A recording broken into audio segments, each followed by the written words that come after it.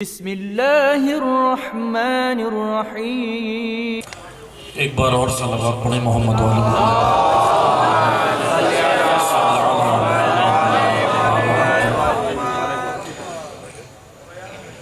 تمام حاضرین الحمدللہ آمادہ ہیں اور ماشاءاللہ جس ذوق سے جس شوق سے آپ نے برادر محترم جناب رضا عباس شاہ صاحب کو آپ نے سنا، ماشاءاللہ آپ کی سماعتیں یقیناً بیدار ہیں، اور بس میں طالب علم ہوں، مختصر سے آپ سے چند طالب علمانہ باتیں انشاءاللہ آپ سے کریں گے اور امام کے فرامین آپ کی خدمت میں پیش کریں گے، کیونکہ جشن کی محفل ہے۔ اس سے قبل کہ میں گفتگو کا آغاز کروں، آپ سب ایک بار اپنی قلوب کی آمادگی کے لیے بلند ترین صلوات پڑھیں۔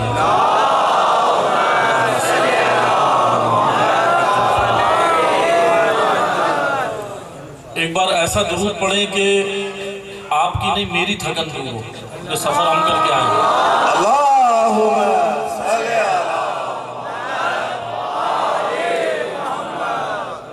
اللہم صلی الحمدللہ جس تعداد میں مومنین یہاں پر ہیں، درود اس طرح نہیں پڑھا جا رہا۔ ماشاءاللہ بہت کثیر تعداد میں مومنین یہاں پر ہیں، اور جو آپ نے ابھی درود پڑھا ہے اس سے مجھے اور تھکن ہونے لگی، کیونکہ سفر کر کے ہم ایسا پڑھیں کہ تھکن اترنے والا ہوتا ہے۔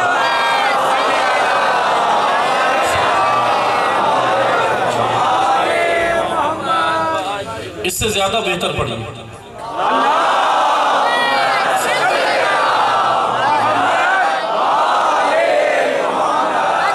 اس سے بھی زیادہ بہتر پڑھیں تاکہ گفتگو شروع کریں۔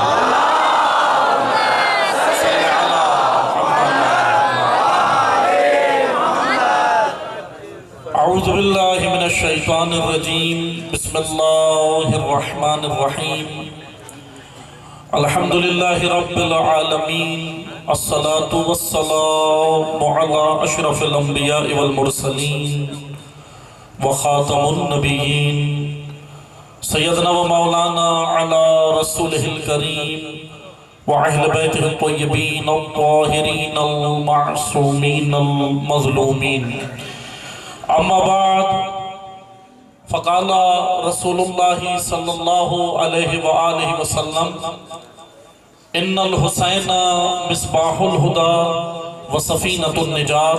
درود پڑھیے محمد و آل محمد پر۔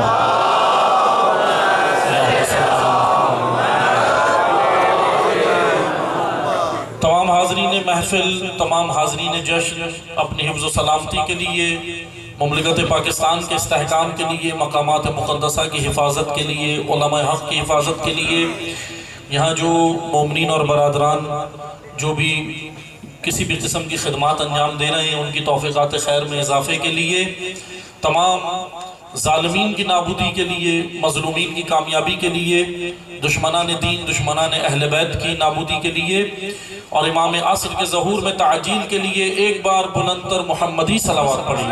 اللہم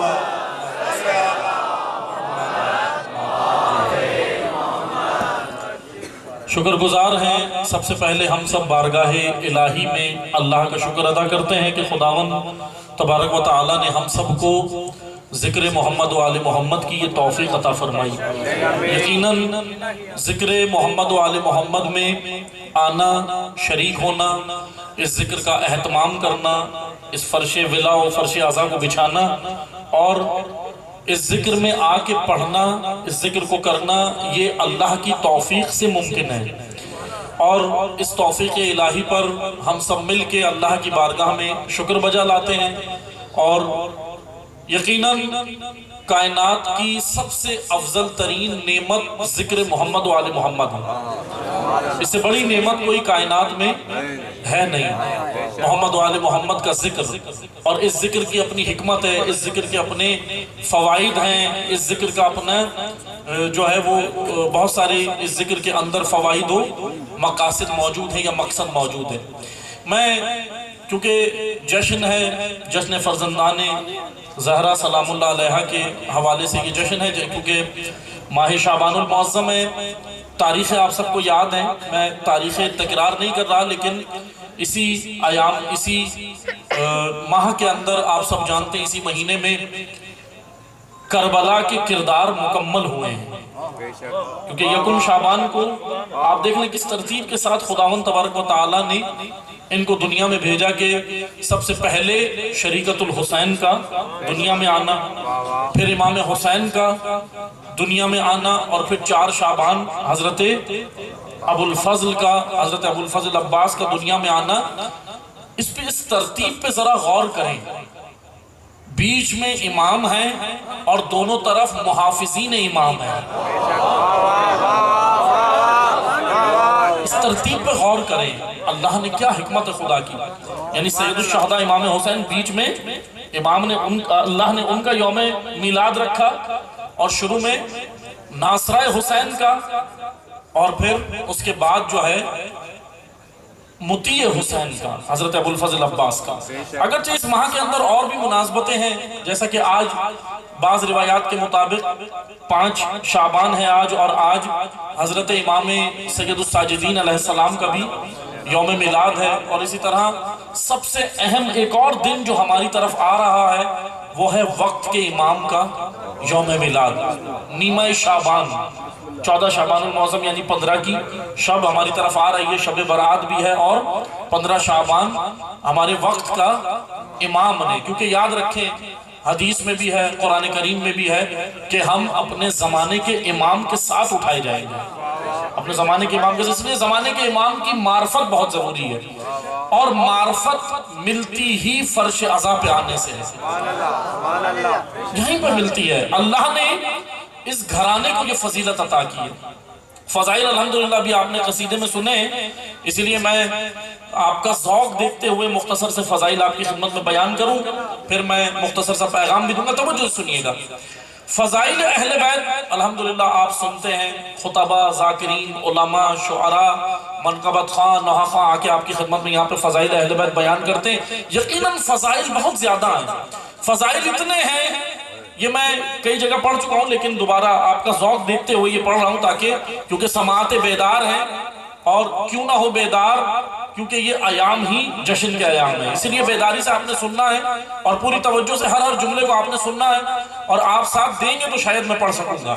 اس توجہ سنیں، اللہ نے اس گھرانے کو فضیلت عطا کی ہے۔ آپ دیکھیں اس گھرانے کو، یعنی اہل بیت کو یہ فضیلت دی کس نے؟ اللہ نے۔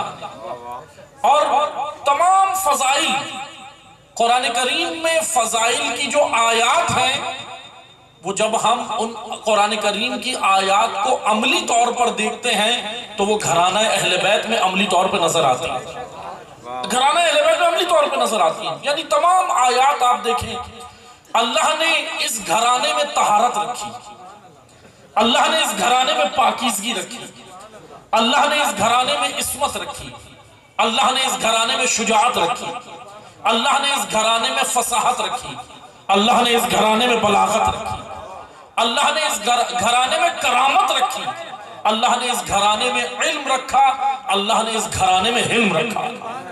یہ فضائل اہل بیت کے، کیونکہ یہ وہ فضائل ہے جس پہ اہل بیت نے فخر کیا ہے، جس پر خود اہل بیت نے فخر کیا ہے۔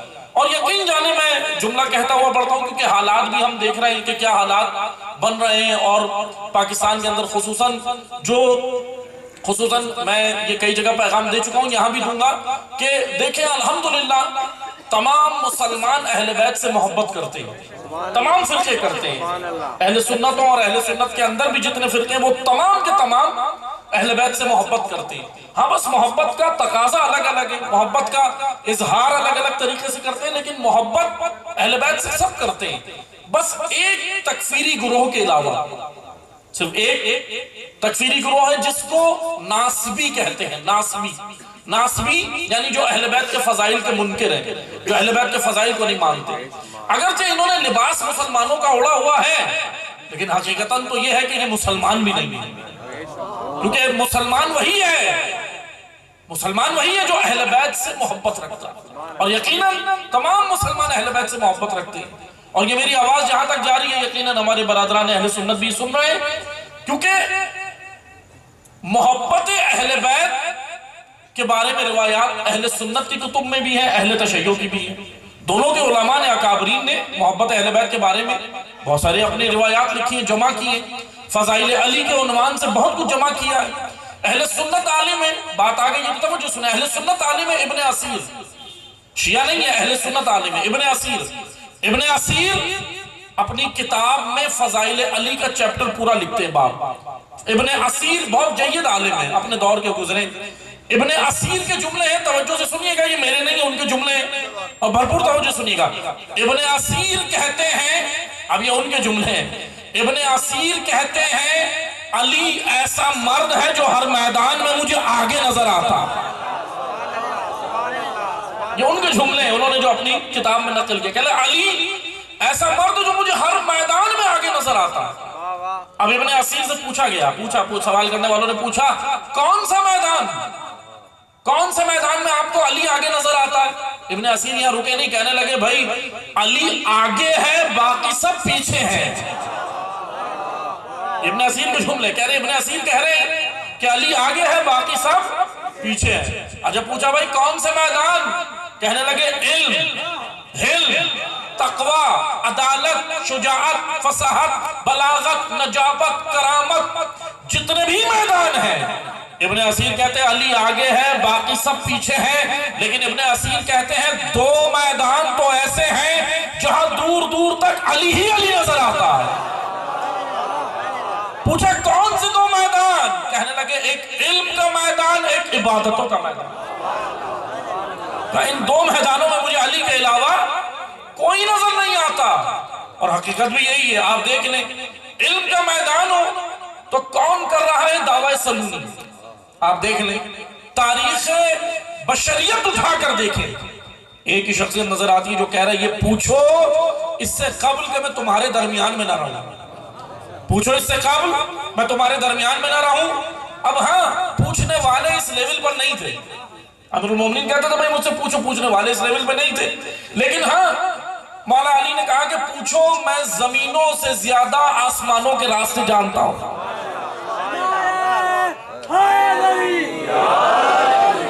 کہہ رہے میں زمینوں سے زیادہ آسمانوں کے راستے جانتا ہوں، آؤ مجھ سے پوچھو۔ اب بہرحال اس وقت تو مسلمان جو تھے ان کا اتنا لیول اتنا بلند نہیں تھا، سوال بھی ایسا نہیں کیا۔ مولا علی کہہ رہے تھے نا، مولا علی کا یہ جملہ ہے تاریخ میں کہ جیسا میں عالم تھا ایسا مجھے سوال کرنے والے نہیں ملے، اس لیول کے نہیں ملے، کاش کے ملتے۔ لیکن ہاں کچھ عرصہ پہلے کی بات ہے، لبنان ملک کا نام سب نے سنا ہے، لبنان کے ایک عیسائی عالم نے ایک میگزین لکھا تھا، اس میگزین کے اندر لکھا تھا، عیسائی تھے مسلمان نہیں تھے، لیکن بس بات یہ ہے کہ اگر علی سمجھ آ جائے، مسلمان نہیں تھے عیسائی تھے، اپنے میگزین میں مقالہ ان کا چھپا تھا اور انہوں نے لکھا تھا، وہ عالمی میگزین تھا، یعنی زیادہ سال ہو گئے، تقریباً 10-15 سال ہو گئے، آج کی بات نہیں، تو انہوں نے اپنے میگزین اس مقالے میں لکھا کہ اے کاش علی کے دور میں ہوتا۔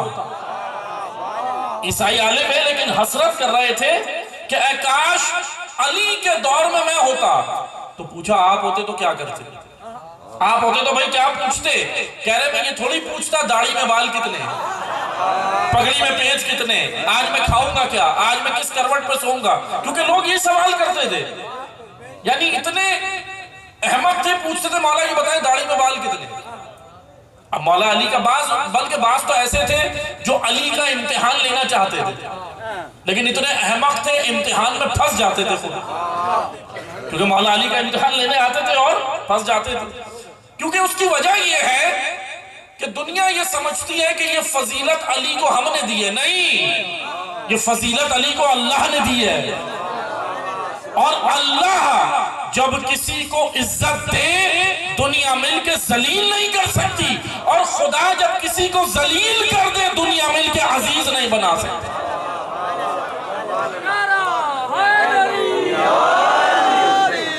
دنیا نہیں بنا سکتی، اس لیے یہ عزت اللہ کے ہاتھ میں۔ اب مولا علی کے بارے میں یہ عیسائی عالم میں کہتے ہیں کاش علی کے دور میں ہوتا، پھر میں مولا سے پوچھتا۔ کہ آپ کیا پوچھتے؟ کیا میں یہ نہیں پوچھتا داڑھی میں بال کتنے، پگڑی میں پیچ کتنے، توجہ ہے نا، پھر میں آگے بڑھوں۔ کہنے لگے میں یہ پوچھتا علی یہ بتائیں یہاں سے چاند تک کا راستہ کون سا ہے؟ یہاں سے زہرہ کا راستہ کون سا ہے، یہاں سے مریخ کا راستہ کون سا ہے، یہاں سے عطارد کا راستہ کون سا ہے، یہاں سے مشتری کا راستہ کون سا ہے. لیکن ان کے جواب میں ایران کے شیعہ عالم نے لکھا کہ تم بھی علی کو نہیں سمجھے. علی یہ نہیں کہہ رہے تھے یہاں سے آسمان تک کے یا چاند تک کے راستے پوچھو، چاند تک تو انسان اپنی عقل سے پہنچ گیا. علی یہ کہہ رہے تھے آؤ مجھ سے یہاں سے خدا تک کے راستے پوچھو.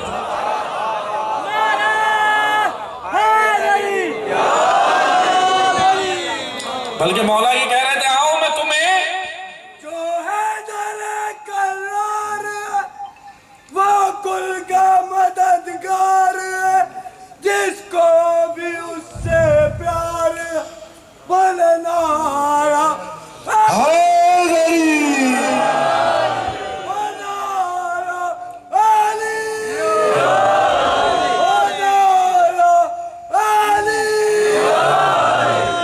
جزاک اللہ جزاک اللہ.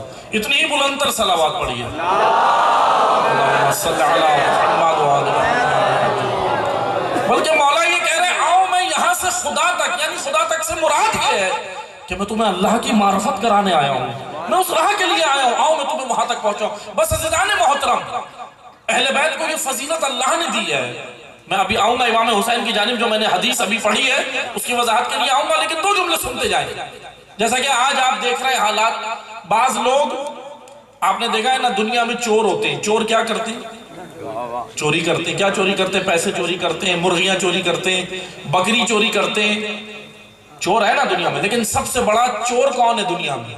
وہ نہیں جو مرغی چوری کرے، سب سے بڑا چور البتہ چور ہے، شریعت نے اس کی سزا مقرر کی ہے. اب میری باتوں سے یہ نہیں سمجھے گا آزاد ہے، کبھی جا کے مرغیاں چوری شروع کر دیں، نہیں ایسا نہیں ہے. بکری چوری کرے، کسی کا جو بھی مال چوری کرے وہ چور تو ہے نا، سزا شریعت نے مقرر کی ہے.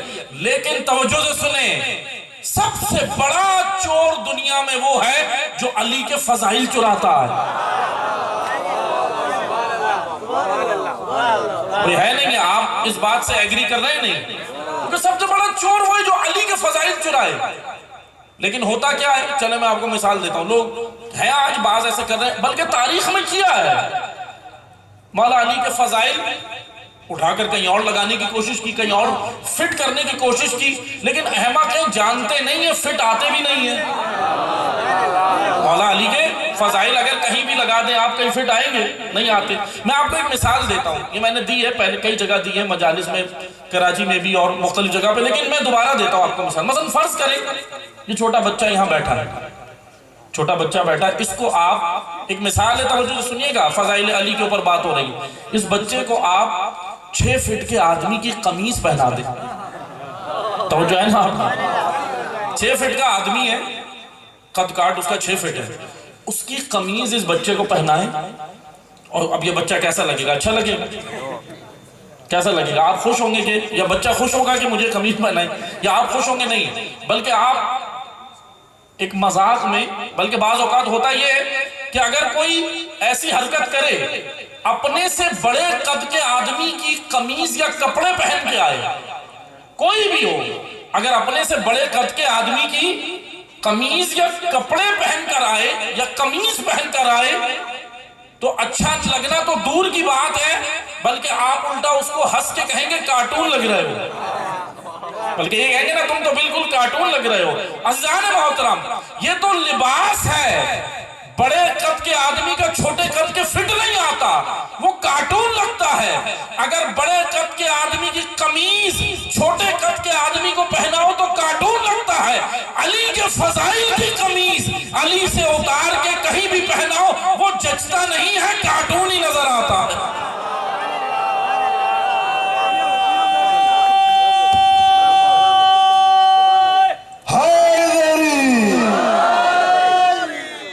جچتا تو نہیں ہے نا، کیونکہ یہ فضیلت اللہ نے دی ہے، ہم کو یہ فضیلت اللہ نے دی. بس عزیزان محترم، بس توجہ سے سنیں، ہے بعض ایسے کام کرتے ہیں فضائل علی کو چرانا یا تقابل کرنا. نہیں عزیزان، جیسے بعض ہیں کہ تقابل کرتے ہیں اہل بیت اور صحابہ کا. نہیں، دونوں کا مقام اپنی جگہ ہے. پوچھیں، ہم سے نہیں پوچھیں، رسول اللہ سے پوچھیں کہ افضل مقام کس کا، رسول سے پوچھیں. اور پھر اس کے بعد کہتے ہیں نا بھائی ہم پہ تشیع پہ الحمدللہ یہاں بیٹھے بھائی تشیع کو کہتے ہیں بھائی آپ جو ہے وہ صحابہ پہ تبرہ کرتے ہیں. نہیں، ہم صحابہ پہ تبرہ نہیں کرتے. میں آپ کو 2 جملوں میں بیان کرتا ہوں، میرے برادران اہل سنت بھی سن رہے ہوں گے، توجہ سے سنیں. ایک شاعر نے بڑا خوبصورت شعر کہا ہے. میں شعر پڑھتا نہیں ہوں، عادی نہیں ہوں، آپ کی سماعتیں دیکھ کے پڑھ رہا ہوں، جو آپ کا ذوق دیکھ کے پڑھ دیتا ہوں. 2 جملوں میں شاعر نے بڑا خوبصورت سمجھایا کہ بھائی ہم صحابہ پہ تبرہ نہیں کرتے، بلکہ شاعر نے کہا ہم ایسے چراغوں پہ بھروسہ نہیں کرتے.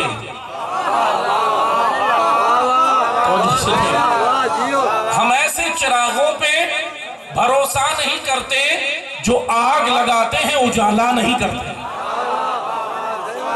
ہم ایسے چراغوں پہ بھروسہ نہیں کرتے جو آگ لگاتے ہیں اجالا نہیں کرتے.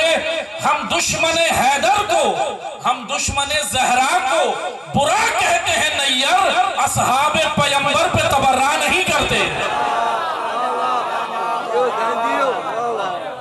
اس لیے دیکھیں جا کر رسول اللہ نے کہا کہ فاطمہ تو بضعۃ منی، سیدہ میرے جگر کا ٹکڑا.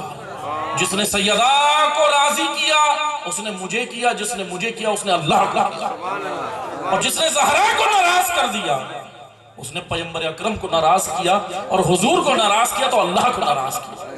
اس لیے اہل بیت کی رضا ضروری ہے، اہل بیت کو راضی کرنا ہے. بس عزیزان محترم توجہ سنیں، یہ فضائل اہل بیت کو اللہ نے دیے ہیں.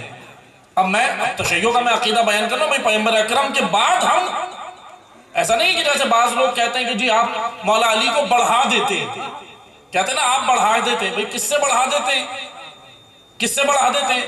بڑھایا اور بڑھانا اور گھٹانا ہمارے اختیار میں ہے ہی نہیں.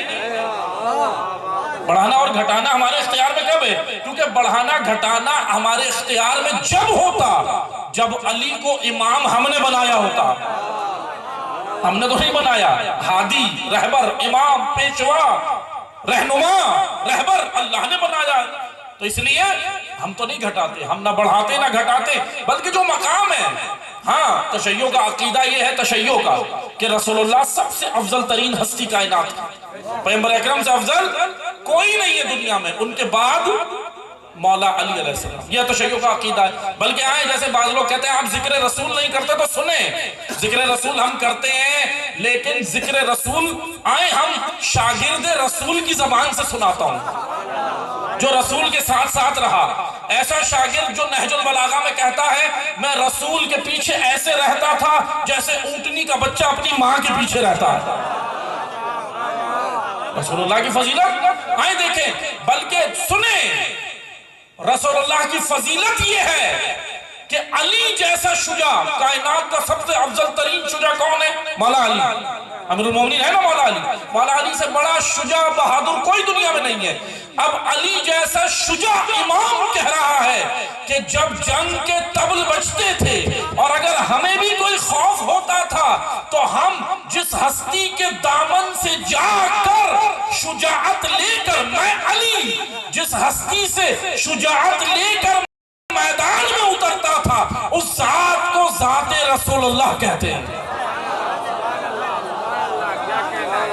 علی کے فضائل کا منبع اور مرکز رسول ہے. رسول ہے. مولا علی خود کہہ رہے ہیں کہ میں شجاعت نبی سے لیتا تھا، میں کرامت نبی سے لیتا تھا، میں علم نبی سے لیتا تھا، میں حلم نبی سے لیتا تھا، میں تقوی نبی سے لیتا ہوں، میں کرامت و فصاحت و بلاغت و نجابت و راہ نجات علی ہمیں بتا رہے ہیں. بس عزیزان محترم یہ ذکر ان کا ہے، یہ ذکر کسی کے خلاف نہیں ہے. یہ مجلس ہے، یہ محفل ہے، یہ میلاد یہ کسی فرقے کے کسی کے خلاف نہیں ہے، یہ ظالموں کے خلاف ہے. ظالم کون ہوتا ہے؟ ظالم یزیدیت کا پیروکار ہوتا ہے. ظالم کا کوئی فرقہ نہیں ہوتا. یاد رکھیں ظالم کہیں بھی ہو، ظالم کیونکہ کربلا کے بعد بس 2 ہی فرقے ہیں، ایک حسینیت ایک یزیدیت. کربلا کے بعد 2 ہی فرقے ہیں. اپنا موازنہ کر لو کہاں جانا ہے، حسینیت اور یزیدیت. حسینیت ہے کیا؟ توجہ سنیں. اب میں آ گیا ہوں اپنی بات پہ جو میں نے حدیث نقل کی ہے، پیغمبر اکرم کی حدیث پڑھی ہے نا.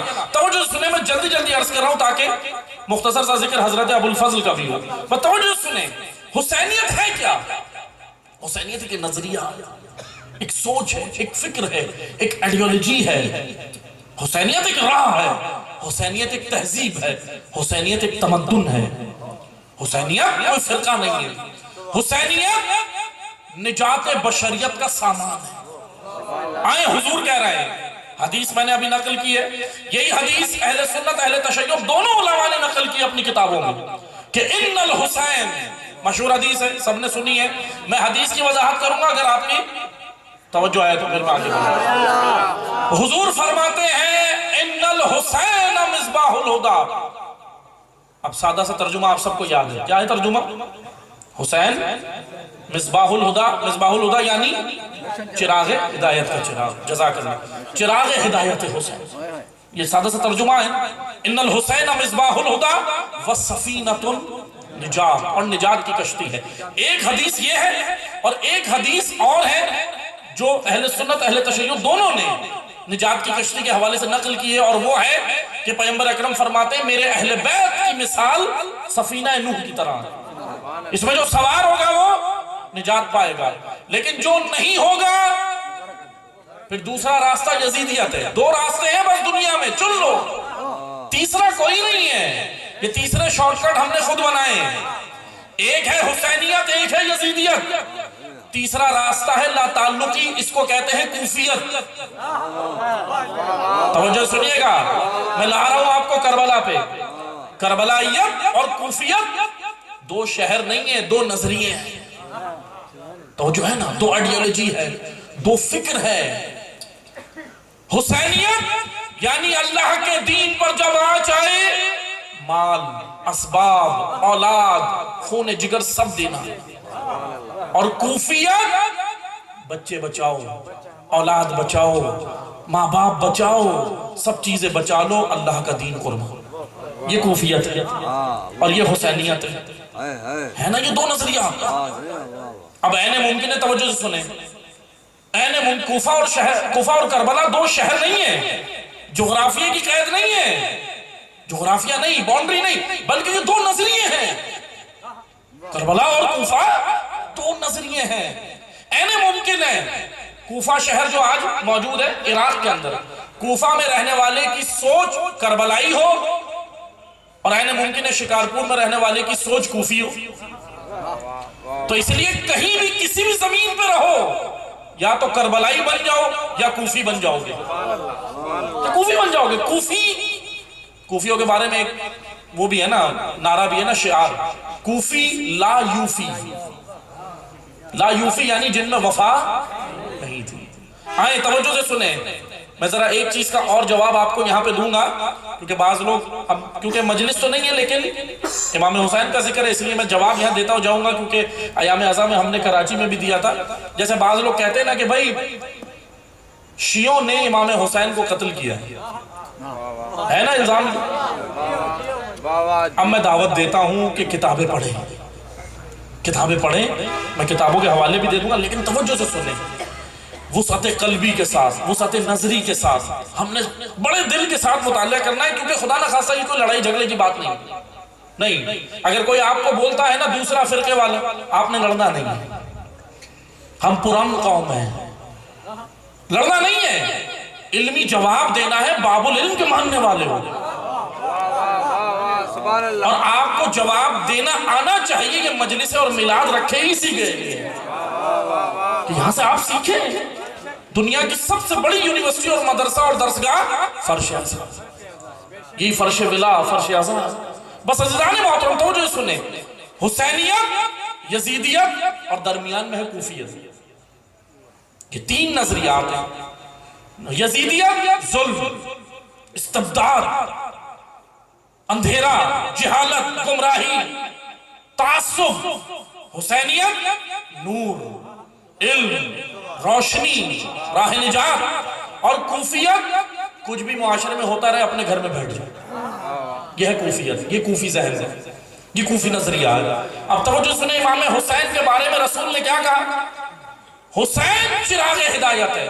میں مصباح کی وضاحت کر کے واپس آؤں گا اسی جملے کی جانب کے، دیکھیں میں اس کی بھی وضاحت کروں گا، اور توجہ سنیے گا، ہم نے اس کا بھی جواب دینا ہے کہ کیا کوفہ کے، کیا شیعوں نے امام حسین کو قتل کیا تھا، اس کا بھی جواب دوں گا میں، توجہ سنیے گا۔ اب آئیں توجہ سنیں،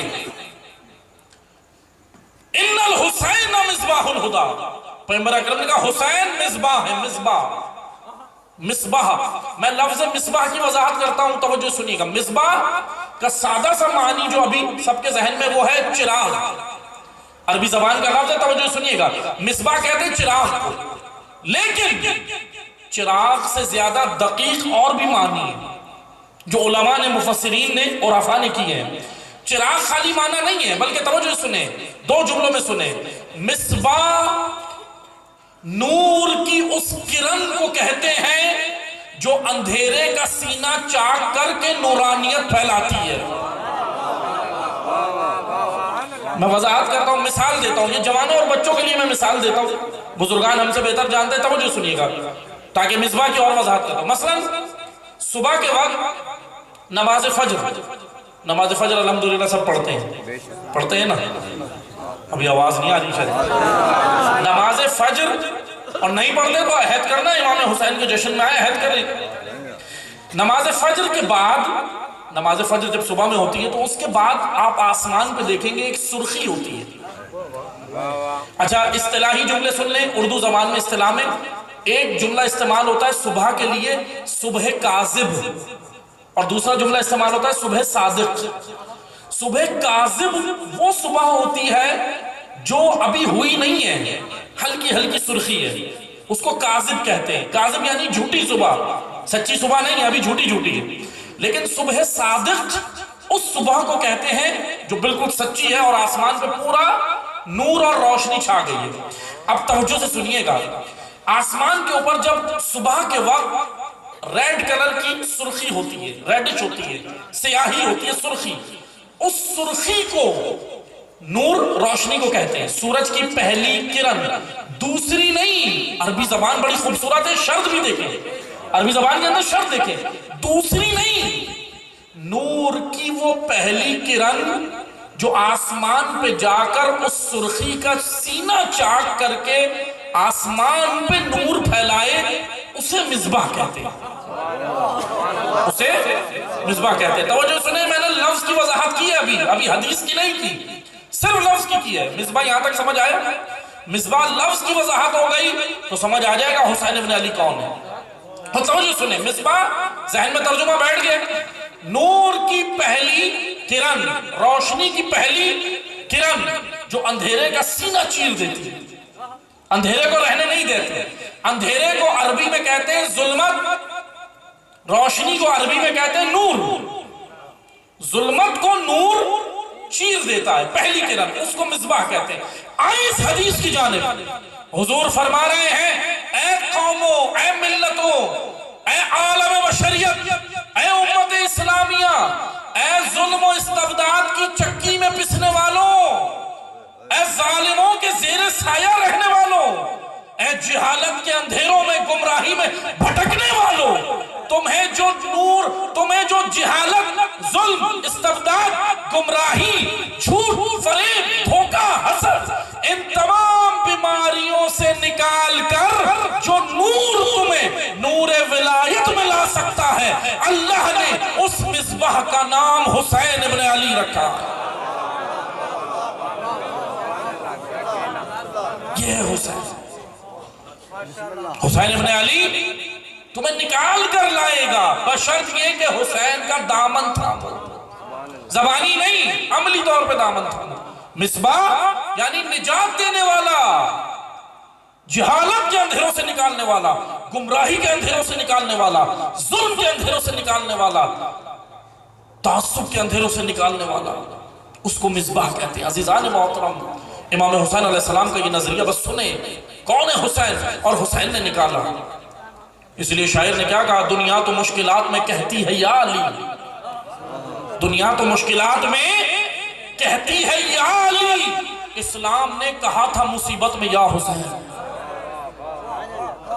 اسلام نے کس کو پکارا تھا؟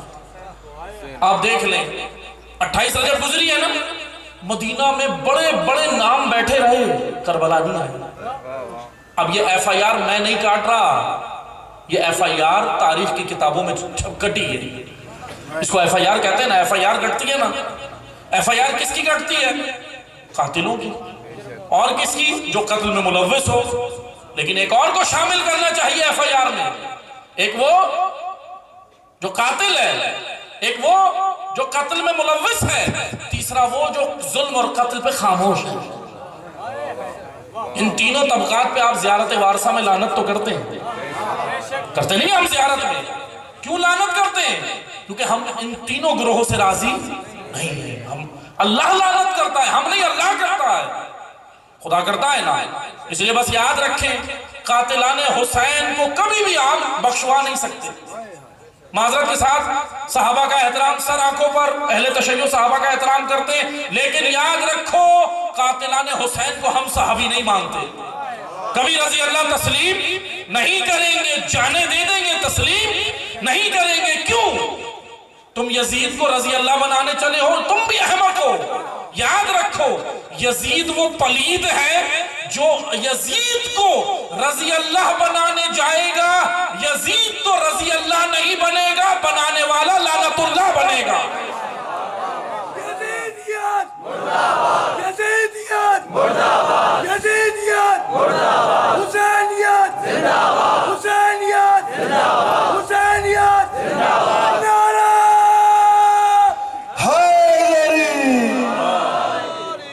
کیونکہ یہ صحابہ کی آڑ میں یہ بل پاس جو ہونے، بل کے مسائل جو ہے، بہرحال توجہ سنیں، بہرحال وہ ایک الگ ایشو ہے، لیکن بات ہے تو میں کہتا ہوا چلو. بس یاد رکھو اسلام کے مجرم ہی رہیں گے. کبھی بھی آپ اسلام کے مجرموں کو خادم نہیں بنا سکتے. اسلام کا خادم گھرانہ اور ہے، اسلام کے مجرم اور ہیں. تاریخ میں درج ہے. بس آ کر دیکھیں حسین ابن علی نے 28 رجب مدینہ چھوڑا ہے. کیوں؟ اللہ کے دین کو بچانے کے لیے. اب امام حسین کا مزاج سمجھے عزیزان محترم. ہم جشن منانے آئے ہیں، لیکن اگر مزاج حسینیت نہیں سمجھے تو معذرت کے ساتھ وقت کا حسین بھی تنہا ہو جائے گا. اگر وہ آئے گا، اگر ہم نے اس کے ساتھ دینا ہے نا جو پردہ غیب میں ہے، تو ہمیں مزاج حسینیت سمجھنا ہوگا. سمجھے امام کا مزاج. امام کا مزاج یہ ہے کہ امر بالمعروف و نہی عن المنکر. ظلم کے خلاف امام حسین کبھی خاموش نہیں رہ سکتے. کرپشن کے خلاف، میں 2 جملوں میں سمیٹ رہا ہوں امام کے قیام کو. امام کے سارے خطبات جب ہم تاریخ میں پڑھتے ہیں نا، تو ہمیں بس ایک ہی چیز نظر آتی ہے، کرپٹ نظام اور کرپشن کے خلاف حسین اٹھے. کرپشن کا حصہ نہیں بنے، کرپشن کا حصہ نہیں بنے، کرپشن کے خلاف اٹھے ہیں. اس لیے میں عوام سے مخاطب ہوں، حکمرانوں سے نہیں. ان سے میں بات ہی نہیں کرتا، کیونکہ عوام سے اس لیے کرتے ہیں کہ عوام میں غیرت موجود ہے. جہاں غیرت ہو وہاں بات کی جاتی ہے، جہاں سے غیرت نکل جائے ان سے بات نہیں کی جاتی. اے غیور عوام، میں آپ سے مخاطب ہوں، میں طالب علم ہوں، میں آپ سے مخاطب ہوں. کیوں مخاطب ہوں میں آپ سے؟ کہ سنیں، آپ الحمدللہ حسینی ہیں. حکمرانوں کو کوئی دین نہیں ہے، معذرت کے ساتھ یہ صرف بے وقوف بنانے کے لیے کوئی دین نہیں ہے. آپ حسینی ہیں، اور حسینی بننے کے لیے میں اہل سنت برادران کو بھی یہ جملہ کہنا چاہوں گا، حسینی بننے کے لیے یہ مت دیکھو ہاتھ کھول کے نماز پڑھ رہا ہے یا ہاتھ باندھ کے پڑھ رہا ہے. نہیں، حسینی بننے کے لیے بس ایک چیز دیکھو، وجود میں غیرت دینی ہے یا نہیں ہے. کیونکہ برائی کے خلاف جب اٹھے گا، قیام کرے گا، تو سنت حسین ادا کر رہا ہے، اپنے مولا کی سنت پہ چل رہا ہے، نواز رسول کی سنت پہ چل رہا ہے. امام حسین کا قیام کرپٹ نظام اور کرپشن کے خلاف تھا. معذرت کے ساتھ ہم نے کیا سمجھ لیا؟ زبان پہ یا حسین اور خود پورا وجود کرپٹ؟ نہیں، معذرت کے ساتھ یہ دھوکہ ہے. حسین علیہ السلام کو ہم دھوکہ نہیں دے سکتے، اپنے آپ کو دھوکہ دے رہے ہیں، اپنے آپ کو دے رہے ہیں. کرپشن امام حسین سے برداشت ہی نہیں ہوئی. دیکھیں آپ، اسلام کے اندر کرپشن ہی تو کر رہا تھا نا. یزید کیا کر رہا تھا؟ بات آ گئی ہے تو میں 2 جملے کہتا چلتا ہوں. ابھی آپ دیکھتے ہیں نا، بہت سارے لوگ ہیں جو کہتے ہیں کہ جی فلاں حکمران یہ ہے، وہ یوں ہے، وہ یوں ہے، سب مطلب باتوں میں بولتے ہیں کہ وہ کرپٹ ہے، یہ کرپٹ ہے، وہ کرپٹ ہے. مولا علی نہج البلاغہ کے 32 نمبر خطبے میں، 32 نمبر خطبہ ہے، 32، مولا علی فرماتے ہیں بعض لوگ شریف ہیں نہیں، بنے ہوئے ہیں. توجہ سے نہیں بولے. بعض لوگ شریف ہیں نہیں، بنے ہوئے ہیں، کیونکہ ان کو موقع نہیں مل رہا غلط کاموں کو. اور ایسا ہوتا ہے یا نہیں؟ معذرت کے ساتھ عوام کو بھی جب موقع ملتا ہے تو بہتی گنگا میں سب ہاتھ دھوتے ہیں یا نہیں؟ بس موقع مل جائے. اور یہ میں ایسی بات نہیں کر رہا، عملی طور پر دیکھا ہے ہم نے، عملی طور پر، زیادہ نہیں، ابھی 2 دن پہلے ہی میں نے عملی طور پہ دیکھا ہے. بس 12 میں خدا ستار العیوب ہے، ان کو عیوب پہ پردے ڈالنے چاہیے، لیکن 2 دن پہلے ہی ہم نے دیکھا، بڑے پسند ہیں ہمارے جاننے والے، لیکن موقع نہیں ملا. ان کی باتیں بہت اعلیٰ تھیں، لیکن 2 دن پہلے پتہ چل گیا کہ موقع نہیں مل رہا تھا. پھر مولا علی کے وہ جملے سمجھ آتے ہیں نہج البلاغہ میں. عزیزان محترم، امیر المومنین، ایسا امیر المومنین کا معجزہ دیکھنا ہے آپ نے. سب سے بڑا معجزہ کیا ہے مولا علی کا؟ سب سے بڑا معجزہ کلام علی ہے، جو پرانا نہیں ہوتا. کلام علی کا نہج البلاغہ آپ دیکھیں، ایسا لگتا ہے جب مولا کی کتاب نہج البلاغہ ہم پڑھتے ہیں نا، ایسا لگتا ہے مولا ہم سے باتیں کر رہے ہیں.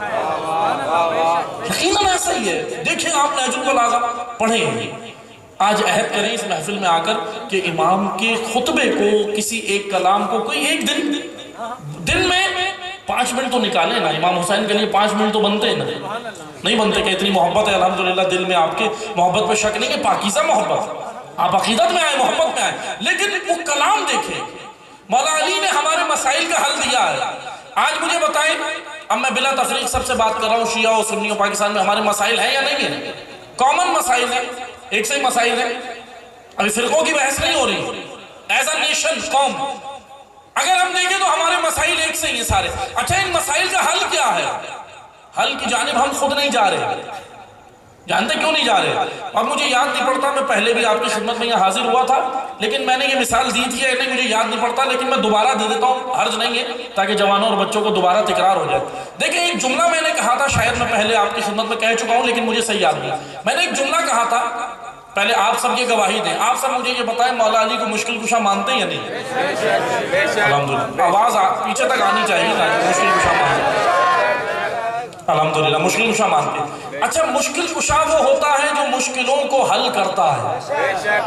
صحیح ہے، مولا علی مشکل کشا. جو مولا علی کو مشکل کشا نہیں مانتا، ہم اس سے بات نہیں کر رہے ہیں. جو علی کو مشکل کشا مانتا ہے، میرا اس سے سوال ہے کہ علی کو مشکل کشا ماننے کے بعد بھی میں مشکل میں کیوں ہوں؟ بڑی عجیب بات نہیں ہے؟ اچھا، اس سے تو بات ہی نہیں ہے نا جو مولا علی کو مشکل کشا نہیں مانتا. وہ نہیں مانتا اس وجہ سے مشکل میں، لیکن سوال یہ بنتا ہے بھائی میں مان کے کیوں ہوں مشکل میں؟ میں مان کے کیوں ہوں؟ میں آپ کو ایک مثال دیتا ہوں، وہ مشکل کی وجہ میں بتا رہا ہوں، جوانوں اور بچوں کے لیے مثال دے رہا ہوں تاکہ آسانی سے یہ مطلب ذہن میں بیٹھ جائے. اس کی وجہ یہ ہے کہ میں آپ کو ایک مثال دیتا ہوں. مثلا آپ کا شہر ہے شکارپور. شکارپور شہر کا سب سے بڑا تاجر، بزنس مین، جن کو آپ بنیا بھی بولتے ہیں نا، بزنس مین، تاجر.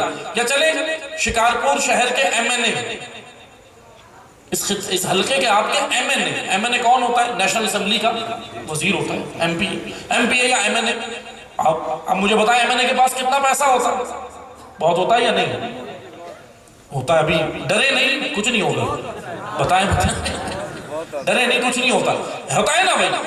اگر فرض کریں باہر شہر چوک، باہر شہر میں جو چوک ہے، مین چوک، چوراہا، چوک کے اوپر یہاں کے ایم این اے یا ایم پی اے کا بیٹا چوک پہ کھڑا ہو جائے اور آنے جانے والوں سے کہے میری مدد کرو، میری جیب میں پیسے نہیں. اب بتائیں ذرا بیٹا کس کا ہے بھائی؟ کسی کسان کا بیٹا ہو، کسی مزدور کا بیٹا ہو، کسی ہاری کا بیٹا ہو، سمجھ آتا ہے. کسی غریب آدمی کا بیٹا ہو، سمجھ آتا ہے. M P A M N A کا بیٹا چوک پہ کھڑا ہو کے لوگوں کو، آنے جانے والوں کو کہے میری جیب میں پیسے نہیں ہیں، میری مدد کرو. تو جانتے کیا ہوتا ہے؟ لوگوں کے ذہن میں 2 سوال اٹھتے ہیں، یا تو اس کا دماغ صحیح نہیں ہے، پاگل ہو گیا ہے، یا اپنے باپ سے رابطہ صحیح نہیں ہے.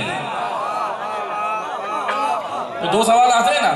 یا تو خود یہ دیوانہ ہے، یا تو خود دیوانہ ہو گیا، اپنے آپ کو نہیں پہچان رہا ہے کس کا بیٹا، لوگوں سے بھیک مانگ رہا ہے، پیسے مانگ رہا ہے. یا تو دماغ صحیح نہیں ہے، یا اپنے باپ کے ساتھ رابطہ صحیح نہیں ہے. بس حضران محترم، یہ مثال تھی مطلب کی جانب آئے.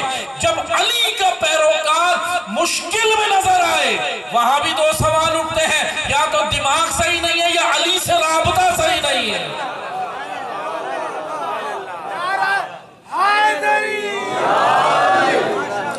بھئی علی سے رابطہ اپنا صحیح کرو. کیونکہ علی تو وہ مشکل کشا ہے، مشکلیں بعد میں پیدا ہوئی، حل پہلے دیا ہے، دیا یا نہیں؟ چلے میں آپ کو ایک حدیث بتا دیتا ہوں. آج ہمارا ملک مسائل میں ہے، اکنامکس ڈوب رہی ہے، یہ ہو رہا ہے وہ ہو رہا ہے، مسائل میں ہے نا، کبھی اس سے قرض کبھی اس سے قرض. اے کاش اب ہم تشیع کے نزدیک تو ہم تو پہلا امام مانتے ہیں مولا علی کو ہمارے عقائد میں، لیکن مسلمان چوتھا خلیفہ تو مانتے ہیں نا، چوتھا تو مانتے ہیں نا. تو تمام مسلمان دیکھیں آپ کے چوتھے خلیفہ نے کیا کہا ہے، مسائل کا حل دیکھیں کیا بتایا ہے. سنیں مولا علی نے کہا وہ قومیں تباہ ہو جاتی ہیں جو دو کام کرتی ہیں، یہ دو کام جو قوم کرے گی وہ تباہ ہو جائے گی، کبھی ترقی نہیں کرے گی.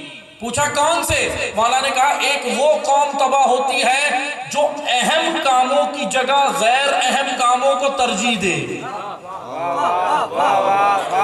توجہ نہیں ہے آپ نے؟ اہم کاموں کی جگہ پر ان کو توجہ نہیں دے، غیر اہم کاموں میں لگی رہے، وہ قوم کبھی ترقی نہیں کرتی. ایسا ہے یا نہیں ہے؟ آج مجھے بتائیں ہمارا سب سے اہم کام کیا ہے اس وقت؟ ابھی میں سب سے پوچھوں گا نا، سب کہیں گے روٹی، ابھی کہیں گے نا، اور واقعا ہے، ایسا نہیں ہے کہ نہیں ہے، مسئلہ تو ہے نا بھائی، مہنگائی ہے، سب سے اہم مسئلہ ہمارا کیا ہے؟ روٹی. لیکن اگر مولا علی سے پوچھیں، اگر مولا علی آ جائے مثال کے طور پہ یہیں پہ آ جائے شکارپور میں، مولا آ جائے ابھی اس وقت، آپ مولا سے پوچھیں مولا ہمارا سب سے اہم کام اس وقت کیا ہے؟ اب ابھی سب مولا کو بھی کہیں گے مولا یہاں تو مہنگائی ہے، یہ ساری چیزیں آپ کو تو پتہ ہے نا. امام کہیں گے نہیں، تمہارا سب سے اہم کام تعلیم ہے، ایجوکیشن. ایجوکیشن تمہارا حل ہے. تمہیں ایک سوچ سے باہر نکالے گا شعور، تعلیم سے تو شعور آئے گا. چلے میں آپ کو مثال دیتا ہوں اگر یہ بات ابھی سمجھ نہیں آئی.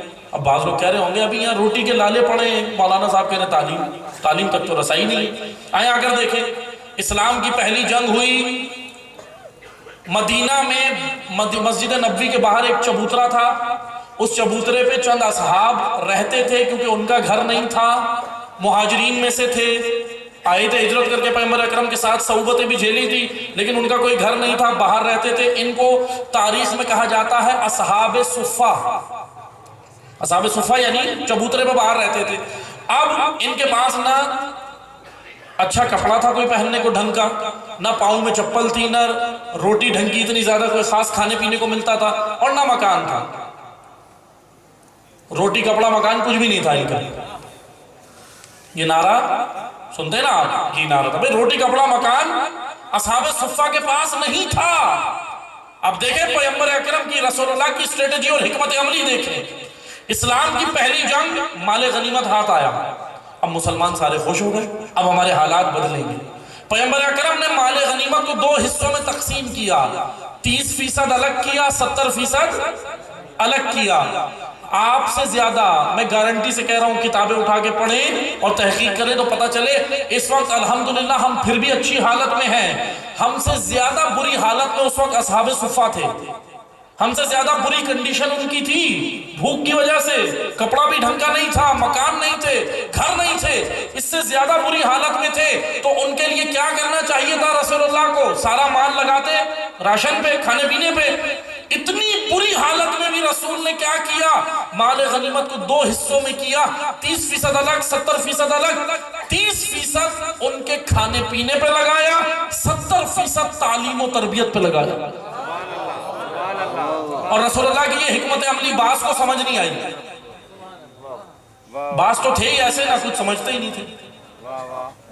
بعض تھے نا ایسے، وہ ہر جگہ کچھ، کبھی ہر جگہ مسئلہ کر دیتے تھے. کبھی کہتے تھے رسول اللہ صلح کیوں کر رہے ہیں، میرے سمجھ نہیں آ رہی. یہاں کہہ رہے تعلیم پہ لگا رہے ہیں، یا روٹی کے لالے پڑے ہیں تعلیم پہ لگا رہے ہیں، ان کے نہیں سمجھ آئی. بعض جگہ کہتے ہیں کہ مجھے تو سمجھ ہے، معاذ اللہ یہاں تک کہہ دیا مجھے شک ہوا کہ رسول بھی ہیں یا نہیں. اب ایسی شخصیات بھی تھی نا رسول اللہ کے ساتھ. اب میں نام نہیں لے رہا، جا کے پڑھیں تاریخ میں، نام لوں گا FIR بنا دیں. یہ نا مسئلہ تو ہے نا یہاں پہ، اس لیے نام نہیں لے سکتے. اب تاریخ میں پڑھیں، معلوم ہے کہ پیغمبر اکرم کے ساتھ کس نے کیا کیا ہے، سب بتا. بس عزیزان محترم اب توجہ سے سنیں. پہلی ترجیح کیا دی رسول اللہ نے؟ فرسٹ پریورٹی، ترجیح تعلیم کو فوکس کیا. ایجوکیشن، آج میں گارنٹی سے کہتا ہوں ہمارے مسائل کا حل ایجوکیشن، تعلیم ہے. تعلیم کے میدان میں آگے لائیں، بچوں کو پڑھائیں بچوں کو، کوشش کریں پڑھائیں. جہاں ہم اتنی مصیبت جھیل لیتے ہیں، روٹی کم کھا لیتے ہیں، تھوڑی سی اگر اور کم کھا لیں گے مسئلہ نہیں ہے، لیکن تعلیم، بچے کا پیٹ سے زیادہ دماغ بھرنا ضروری ہے. اگر صرف شکم بھرے گا تو کوفی بنے گا، اور شعور آئے گا تو کربلائی بنے گا. آپ کے ہاتھ میں کیا بنانا ہے بچے کو؟ ماں باپ کے ہاتھ میں کیا بنانا ہے؟ کربلائی بنانا ہے نا. انشاءاللہ بنیں گے، یقیناً بنیں گے، کیونکہ یہ فرش محفل اور فرش عزا اسی لیے ہے. آیا کوفی تھا، کربلا اتنی سناؤ کہ کربلائی بن کے جائے. اسی لیے تو ہے مجالس، اس لیے نہیں ہے کہ بس ہم آ کر ادھر ادھر کی باتیں کریں، اپنا 1 گھنٹہ پورا کریں، پڑھنے والا 1 گھنٹہ پورا کرے اور اس کے بعد آپ کی نہیں. مجلسوں کی حکمت ہے، ذکر علی کی حکمت ہے. ذکر علی میں آیا ہے، آیا اگر بزدل تھا، خیبر اتنی سناؤ جب اٹھ کر جائے تو شجاع بن کے جائے. آیا غاصب تھا، حق کھایا ہوا تھا، بہن کا حق کھا کے آیا تھا، بھائی کا حق کھا کے آیا تھا، پراپرٹی پہ قبضے کر کے آیا تھا، غاصب تھا نا. لیکن مجلس سیدہ میں آ کے غاصبوں پہ لعنت کر رہا تھا. بڑی عجیب بات ہے، خود بھی غاصب تھا، غاصبوں پہ لعنت کر رہا تھا. لیکن آنے دو، روکو نہیں. آیا غاصب تھا، علی کی عدالت اتنی سناؤ اٹھ کر جائے تو عادل بن کے جائے. اس کے اندر تبدیلی آئے. عزیزان محترم، مولا علی کہہ رہے ہیں پہلی وہ قوم تباہ ہوتی ہے جو اہم کاموں کی جگہ غیر اہم کاموں کو ترجیح دیں. اب اہم کام آپ سوچ لیں کیا ہے ہمارا. اور دوسرا، سنتے جائیں بس میں گفتگو کو سمیٹ رہا ہوں. دوسرا، وہ قوم تباہ ہوتی ہیں جو اہل کی جگہ نا اہل کو بٹھا دیں. جو اہل کی جگہ نا اہل کو بٹھا دیں، یعنی میرٹ. مولا علی کہہ رہے ہیں میرٹ کی بنیاد پر، رشتہ داری نہیں، خاندان نہیں، قوم نہیں، قبیلہ نہیں، میرٹ.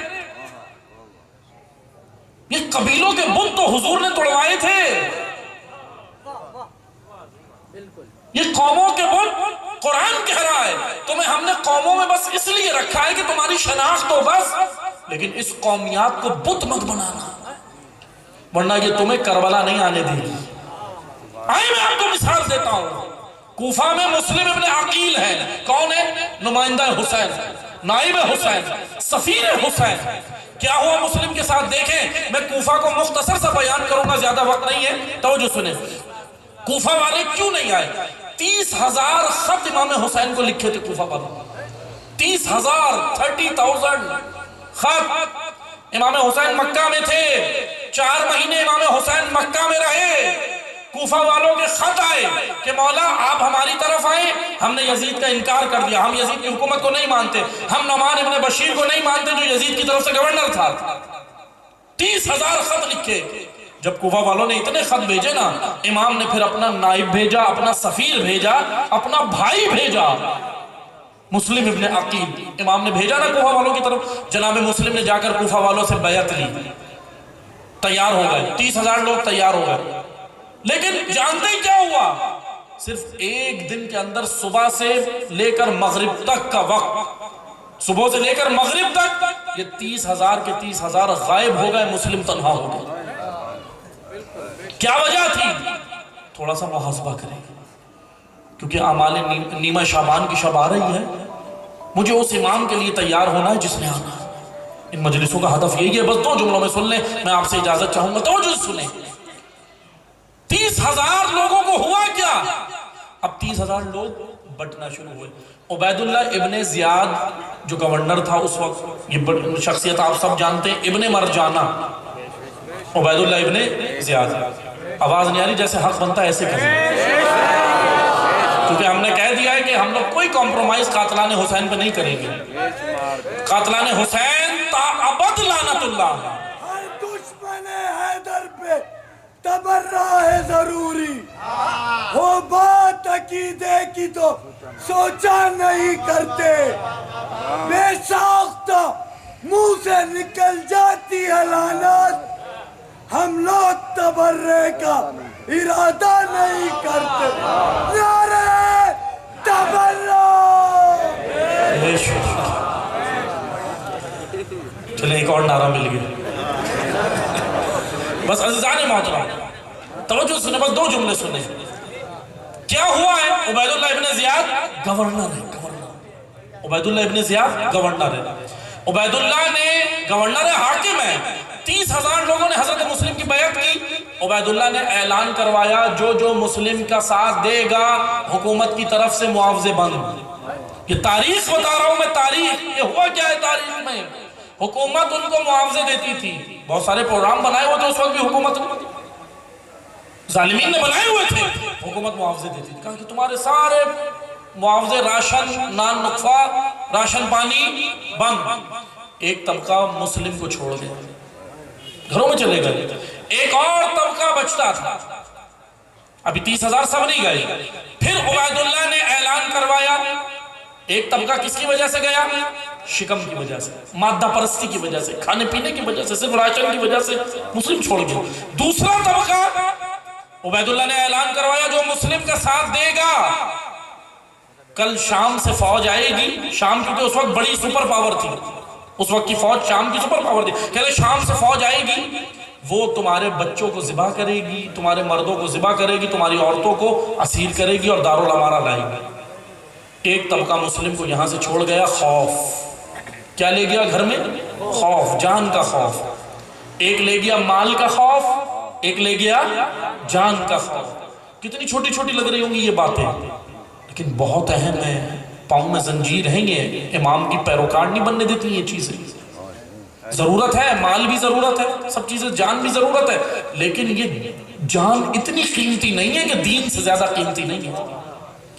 کوئی بھی دنیا میں جان اتنی قیمتی نہیں ہے کہ حسین سے زیادہ قیمتی ہو. ہے کوئی جان دکھائیں مجھے, کوئی ایسی جان دکھائیں جو حسین سے زیادہ قیمتی ہو. تو جب حسین دین پہ قربان ہو سکتے ہیں تو ہر جان دین پہ قربان ہو سکتے ہیں. کوئی اتنی قیمتی نہیں ہے جان. ہم یہ جان بچانے کے لیے کمپرومائز کرتے ہیں دین پہ. خوشی کا دن ہے, لیکن حسین کے یہی تو مصائب ہیں کہ حسین تنہا. دیکھیں حسین, یہی تو مصائب حسین کے. میں مصائب نہیں پڑھا لیکن دو جملے سنے, لیکن نام حسین ہی ایسا ہے, نام حسین ہی ایسا ہے. بس جملے سنے عزادار. ایک طبقہ یہ چلا گیا, مال کا خوف گھر لے گیا, جان کا خوف گھر لے گیا.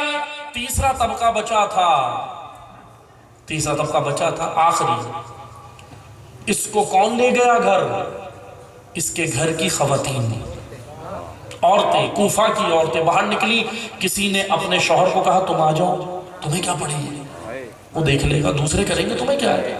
وہی جملے جو آج ہم کہتے ہیں. کسی نے اپنے بچے کو گھر لے گیا, کوئی اپنے باپ کو گھر لے گئی, کوئی بیٹی نکلی باپ کو لے گئی, کوئی بیوی نکلی شوہر لے گئی, کوئی ماں نکلی بچہ لے گئی, گھر لے گئی.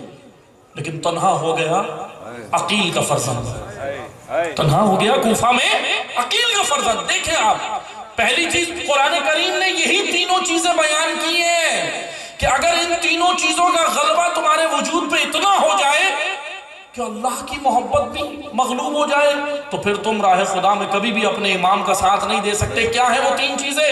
مال کی محبت, جان کی محبت, اولاد کی محبت.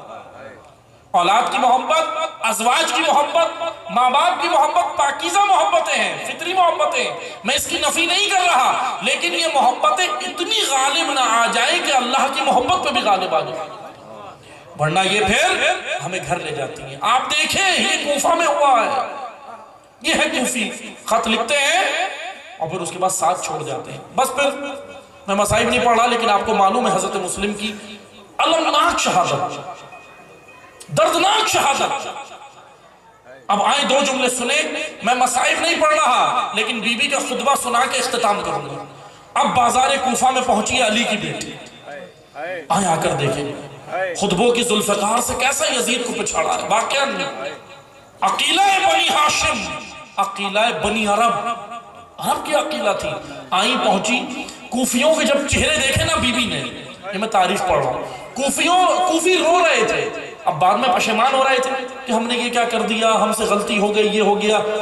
اب جیسے ان کے چہرے دیکھے بی بی نے کہا یا اہل الکوفہ, جو بی بی کے جملے سنے, یا اہل الکوفہ, یا اشبہ الرجال یا اہل الغدل والمکر والخطل والمکر، اے کوفیوں، اے غداروں، اے تابوت پہ لپٹی چاندی، اے کچرے پہ اگنے والے سبزہ۔ بی بی نے کہا میں تمہیں قبول نہیں کرتی، میں تمہیں بالکل بھی قبول نہیں کرتی۔ کیوں؟ کیونکہ تم نے خاموش تماشائی بنے تھے۔ بس عزیزان محترم، حسینیت، یزیدیت اور درمیان میں کوفیت، یعنی کسی کا ساتھ نہیں دو، نہ حق کا نہ باطل کا۔ یہی سوچ، اسی سوچ نے کہ ہمیں کیا پڑی ہے معاشرے میں اپنی نمازیں دیکھوں، اپنا حج دیکھوں، اپنی عبادتیں دیکھوں، اپنی اولاد دیکھوں، اپنا گھر دیکھوں۔ معاشرے میں اوریانیت پھیل رہی ہے، فحاشی پھیل رہی ہے، فیمنزم کے نام پہ عورتوں کو اوریاں کیا جا رہا ہے۔ میں کہوں مجھے کیا پڑی ہے بھائی، یہ تو خود دیکھیں گے۔ نہیں، اگر حسینی ہو تو امر بالمعروف کا پرچم تمہارے ہاتھ میں ہے، اگر عزادار ہو تو نہی عن المنکر کا پرچم تمہارے ہاتھ میں ہے۔ علی کی بیٹی نے تمہیں فرش عزا پہ بلایا اس لیے کہ آئیں گے میرے بھیا کے عزادار، آنے کے بعد میرے بھائی کے مقصد کو لے کر دنیا میں مقصد حسین کو عام کریں گے۔ یہ ہے عزاداری کا مقصد۔ ہم نے اس عزا کے ذریعے سے مقصد حسین پھیلانا ہے۔ بس عزاداروں، اطاعت چاہیے حسین ابن علی کو، اطاعت چاہیے۔ حسینیت راہ نجات امت ہے، تمام امت کی نجات حسینیت کے اندر ہے۔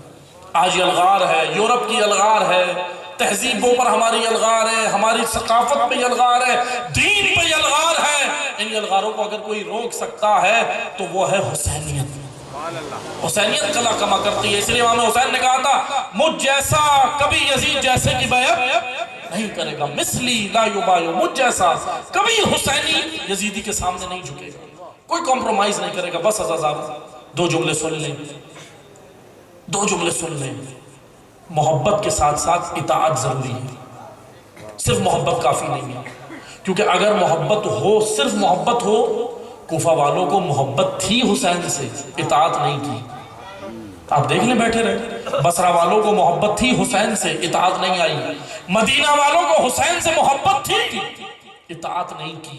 مکہ والوں کو حسین سے محبت تھی، اطاعت نہیں کی۔ یمن والوں کو حسین سے محبت تھی، اطاعت نہیں کی۔ مدائن والوں کو حسین سے محبت تھی، اطاعت نہیں تھی۔ اطاعت جن کو آئی وہ سمٹ کے 72 گلوں کا گلدستہ بن گئے۔ یہ 72 جو آئے ہیں یہ مطیع حسین ہیں، ہم نے ان کو فالو کرنا ہے 72 کو، یہ ہے مطیع حسین۔ آج وہ وقت کا امام دیکھ رہا ہے، منتظر ہے کہ کب تیار ہوتے ہیں مناسب، وہ کب تیار ہوتے ہیں۔ آ رہی ہے نیمہ شعبان، عہد کرنا اپنے مولا سے، جب دعائے کمیل پڑھو نا، عہد کرنا کہ مولا میں کوفی نہیں ہوں، عہد کرنا ہے نا انشاءاللہ، ہم کربلائی ہیں انشاءاللہ بنیں گے۔ اور یہ عہد میں آخر میں شعار بلند کر کے آپ سے اجازت چاہوں گا، آپ نے یہ عہد شعار کے ساتھ، لبیک کے ساتھ، کیونکہ امام حسین نے کہا تھا حل من ناصر ینصرنا، ہے کوئی میری مدد کے لیے؟ آپ نے مسائل میں یہ جملہ سنا ہے نا، لیکن آخر میں 2 جملے سن لیں۔ مدد امام نے کیوں مانگی؟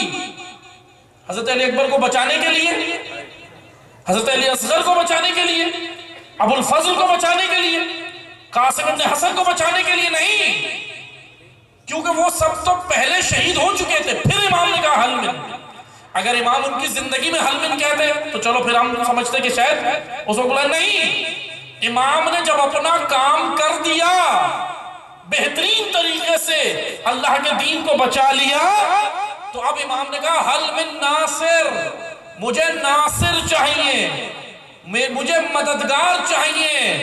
کیوں چاہیے؟ کیونکہ یزیدیت بھی چلتی رہے گی، حسینیت بھی چلتی رہے گی۔ کربلا میں نہ حسینیت ختم ہوئی اور نہ یزیدیت، دونوں نظریے چلیں گے، کیونکہ امام نے کہا تھا مجھ جیسا یزید جیسے کی بیعت نہیں کرے گا۔ اب جو دین پر آنچ آئے، دین بچانے کے لیے کسی بھی زمانے میں ہو، کسی بھی زمین پہ ہو، کسی بھی زمان میں ہو، کسی بھی ملک میں ہو، کسی بھی شہر میں ہو، جب دین پر آنچ آئے تو دین بچانے کے لیے نکل کر جو دین بچائے گا وہ نصرت حسین کر رہا ہے۔ یہ ہے نصرت حسین۔ نصرت حسین عملی ہے، اور اس عملی نصرت حسین کو ہم انشاءاللہ عہد کریں۔ میں لبیک کے شعار بلند کروں گا، آپ آمادہ ہیں نا؟ دونوں ہاتھوں کو بلند کر کے آپ نے یہ شعار بلند کرنے میں لگاؤں گا، لیکن میں آپ کو مثلا میں تو نہیں، وقت کا امام دیکھ رہا ہے، ہمیں دیکھ رہا ہے کہ ہم عہد کرنے آئے ہیں، بس ان شعار کو آپ نے جواب بھی دینا ہے بھرپور، دونوں ہاتھوں کو بلند کر کے پورے جذبے کے ساتھ، اور اس طرح جواب دینا ہے کہ یقیناً بتا دیں، مادر حسین کو بتا دیں کہ ہم عزادار بھی ہیں اور اطاعت گزار بھی ہیں، ہم انشاءاللہ اطاعت کریں گے۔ یہ عہد کی جگہ ہے، عہد کریں، ان شعار کے ساتھ عہد کریں، دونوں ہاتھوں کو بلند کر کے جتنی طاقت ہے اس پورے وجود کے ساتھ، اور جب تک جتنی طاقت ہے کہتے رہیں لبیک یا حسین، لبیک یا حسین، لبیک یا حسین، لبیک یا حسین، لبیک یا حسین، لبیک یا حسین، لبیک یا حسین، لبیک یا حسین، لبیک یا حسین، لبیک یا حسین، لبیک یا حسین۔ ایک لبیک اس کو بھی کہیں جس نے اپنے بازو دے کے دین بچایا، ایک لبیک اسے بھی کہیں کہ جس نے دین بچایا، لبیک یا عباس، لبیک یا عباس، لبیک یا عباس، لبیک یا عباس، لبیک یا عباس، لبیک یا عباس، لبیک یا عباس۔ اس کو بھی لبیک کہنا ہے جس کے بغیر کربلا مکمل نہیں ہوتی، جس کے بغیر کربلا مکمل نہیں ہے، یقیناً اگر زینب نہ ہو کربلا مکمل نہیں ہے۔ دونوں ہاتھوں کو بلند کر کے آج بی بی کے روزے کا دفاع کیا شہداء مدافعان حرم نے، ہمارا سلام ہے ان پہ، اور یاد رکھو تم جتنا بھی ہمیں بند کر دو، اسیر کر دو، لیکن وہ روزے اگر باقی ہیں تو ہماری سانسیں باقی ہیں، اور جب بھی ان مزارات پہ آنچ آئے گی ہم بلا جغرافیے کی قید کے ہم اس کا دفاع کریں گے۔ اب وہ دور نہیں ہے کہ تم بقیہ کو مسمار کر دو، اب وہ دور نہیں ہے کہ آل سعود بلڈوزر چلائیں، اب یاد رکھو اب زینبی کردار موجود ہے، اب عباسی کردار موجود ہے، اب کربلائی کردار موجود ہے، دونوں ہاتھ بلند کر کے لبیک یا زینب، لبیک یا زینب، لبیک یا زینب، لبیک یا زینب، لبیک یا زینب، لبیک یا زینب، لبیک یا زینب، لبیک یا زینب، لبیک یا زینب۔ ایک آخری لبیک وقت کے امام کو، وہی وقت کا امام جو وارث خون حسین ہے، جس نے آنا ہے پرچم توحید دنیا پر لہرانا ہے۔ آج آل سعود کوششیں کر رہے ہیں کعبے سے ظہور نہ ہو، کعبے کا ڈپلیکیٹ ریاض کے اندر بنا رہا ہے آل سعود، فحاشی کے اڈے بنا رہے ہیں، خیبر اور تیمیہ کی جگہوں پہ تم یورپ کے طرز کے اڈے بنا کر کیا سمجھتے ہو وہ مہدی میں رکاوٹ بنو گے؟ مکروا و مکر اللہ واللہ خیر الماکرین، قرآن کہہ رہا ہے ایک تمہارا منصوبہ ہے ایک اللہ کا منصوبہ غالب آ کے رہے گا، تم جتنی رکاوٹیں لگا لو مہدی آ کر رہے گا، تمہیں مہدی تو کچا، آج مہدی کا نائب ہضم نہیں ہو رہا، وہ خامنئی کی طاقت ہضم نہیں ہو رہی تمہیں، تم مہدی سے کیا مقابلہ کرو؟ پہلے مہدی کے نائب سے مقابلہ کرو۔ دونوں ہاتھوں کو بلند کر کے اس پورے وجود کے ساتھ لبیک یا مہدی،